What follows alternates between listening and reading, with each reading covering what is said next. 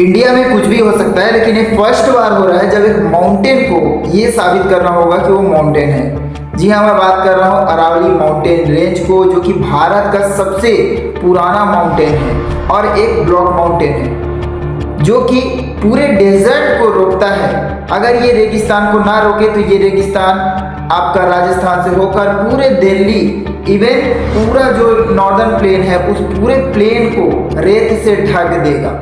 लेकिन अब supreme court का कहना है कि जो माउंटेन जो इस रेंज पर है, अगर वो 100 मीटर ऊंचा है तभी वो माउंटेन कहलाएगा। अगर 100 मीटर ऊंचा नहीं है तो उसे माउंटेन से निकाल दिया जाएगा, माउंटेन के श्रेणी से।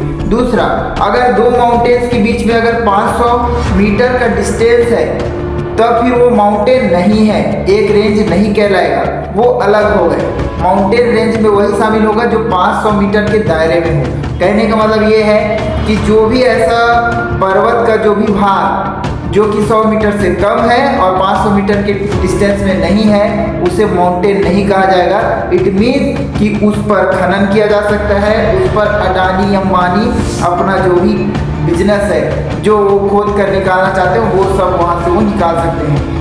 एक एनिमल्स का कॉरिडोर होता है, जैसे एक हाथी है, हाथी हमेशा इस माउंटेन से उस माउंटेन इन पूरे रेंज पर घूमते रहते हैं। इसी तरह से शेर है, बाघ हैं, ताकि इनमें सिबलिंग के साथ ब्रीडिंग ना हो। देखिए, ये जो कोई भी जीव है, अगर एनिमल्स की हम बात करें, अगर वो अपने सिबलिंग्स के साथ ही कोई रिलेशन बनाते हैं तो इनका जो आने वाला जो ब्रीड है वो पूरी तरह से स्टेराइल होता है। कहने का मतलब ये है कि वो वहाँ से उनका पूरा वंश खत्म हो जाता है। तो इसलिए हाथी या कोई भी जीव माइग्रेट करते हैं, ठीक है। पर जब बीच बीच के ये रास्ते जहाँ माइनिंग स्टार्ट हो जाएगा तब ये हाथियों का ये रास्ता या जानवरों का रास्ता ब्लॉक हो जाएगा। तब एक तो डेजर्ट अंदर आएगा, दूसरा ये जीव भी उस माउंटेन से निकलकर शहरों की तरफ आएंगे और उपद्रव मच जाएगा।